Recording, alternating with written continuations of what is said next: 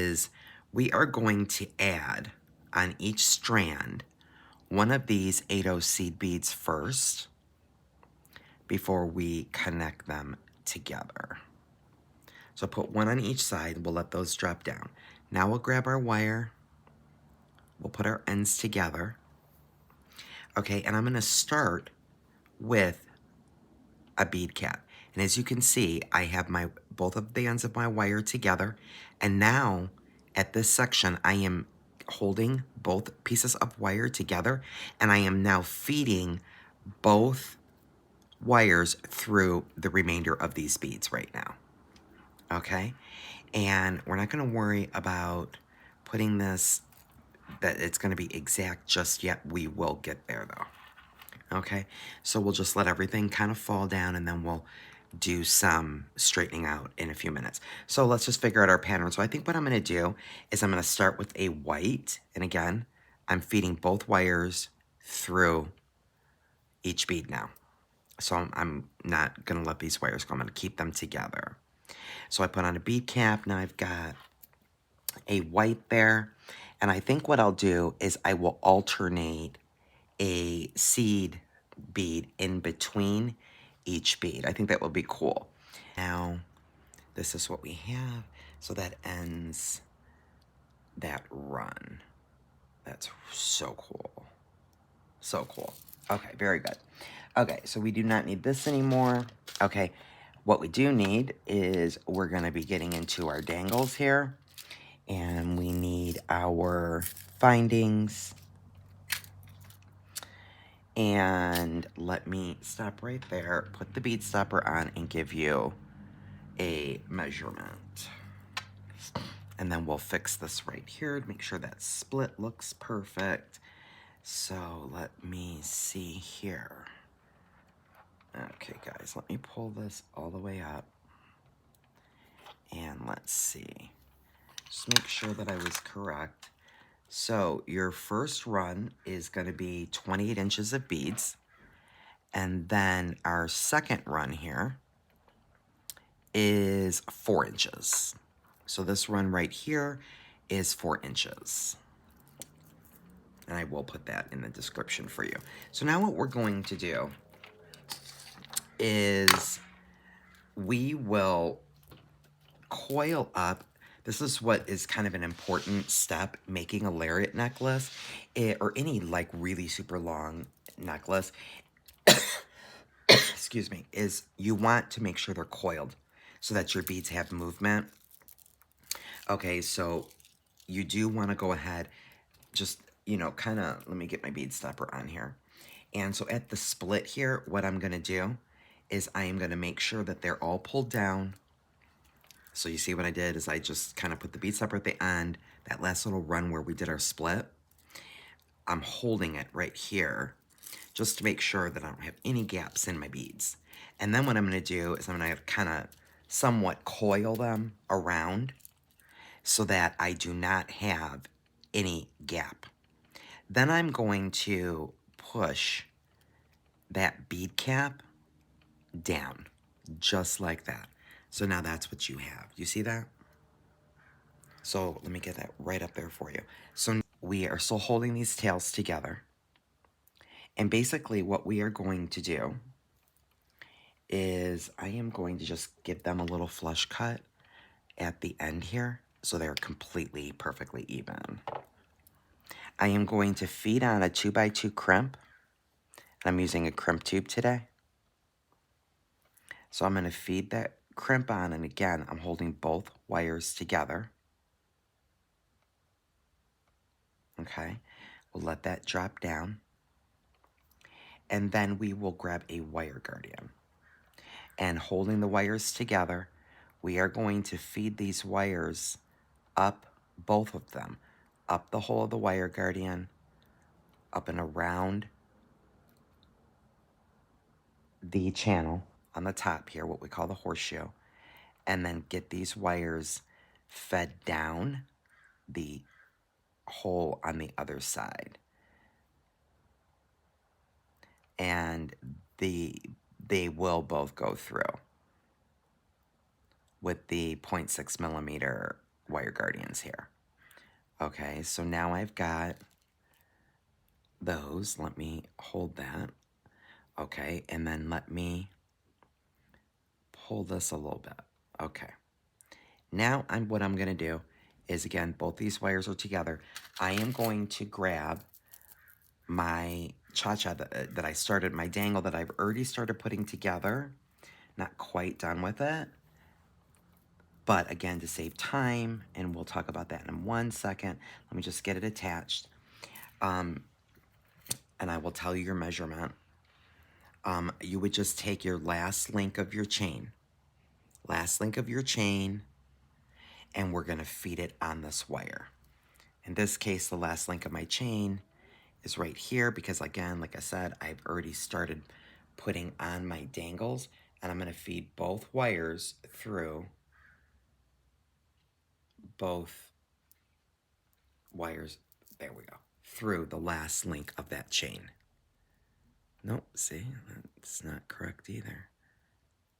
Okay, let's get them both through one link of the chain. There we go. So now both wires are through the last link of my chain, and now I'm going to let that chain drop up and over this wire guardian. Okay, like this. Okay, and we'll talk about this in a second, like I said. Okay, so now what we want to do is you are going to take, again, holding both wires together, we want to take them through that crimp tube. And in this case, I'm going to pull the crimp tube up a little bit. So let's get both of those wires fed back through that crimp tube, just like this. Okay, and then we'll pull these tails. Okay, and now holding on to the wire guardian, I am going to pull it. And I'm going to, we've got like 4 pieces of wire we're dealing with right now. And so in this case, I'm probably going to have to get my pliers to help it along. But I'm going to just take one more look down here at my split to make sure that looks good. And it does. There's no gaps. I know it's upside down, but we're good. There's no gaps. But you do want to have some movement. Okay, so what I'm going to do is grab my chain nose pliers. I'm going to grab these wires, and I am going to hold onto this wire guardian and see if I can pull him down, even pull just each individual wire a little bit, just to get him down a little bit snugger.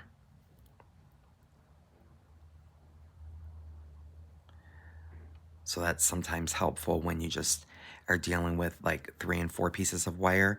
You can take them individually to pull them down, but just do make sure that you're not pulling them unevenly. So let me just check this upside down one more time. That looks so cool. Okay, yes. Okay, so now what I will do is let me get these wires held together. Okay, there we go. Now I can squeeze my wire guardian. I'm going to hold my wires separate, and I'm going to go ahead and give that a squeeze. And now I am going to get my flush cutters here, get right up in there, get rid of those wires, and a crimp cover should be somewhere on this mat. There we go. Okay, there's a crimp cover. And I am going to put a crimp cover over that crimp bead. And again, guys, don't forget my one-on-one series, that one-on-one playlist I put together for everybody now. Crimp covers, crimping, and wire guardians. All of those series are, those one-on-one basics are now complete and in that playlist for you. So if you're a beginner watching this and you don't know how to use a wire guardian, or you don't know how to crimp or put on a crimp cover, go over to my 101 Jewelry 101 Basics playlist. You'll love it. And you will find all of that information right there. How to put on a wire guardian, a very nice step-by-step instructional on using wire guardians, crimp covers, and so on. Before we get into the dangles, and let me see, this is on my last link. So it is 2 inches. So 2 inches of chain. But again, if you want it longer, you can cut your chain to any length you want. You can make a 3 or 4 inch dangle. It's really what you want. So at this point, this is what we have. Okay, so you've got your 2 inch piece of chain down here on the wire guardian. Okay, and what I'm wanting to do is now I'm going to add dangles to fill the rest. We're going to fill the rest of this in. Okay, and so in order to make these dangles, you're just again going to be grabbing a head pin. I've got a 1 inch and then I ran out, so now I'm into the 2 inch, but they're both 21 gauge and have a ball on the end. And I'm just putting on one of the seed beads and one of the pearls. And then I'm using my finger, grabbing your heavy or your side cutters or your heavy wire cutters.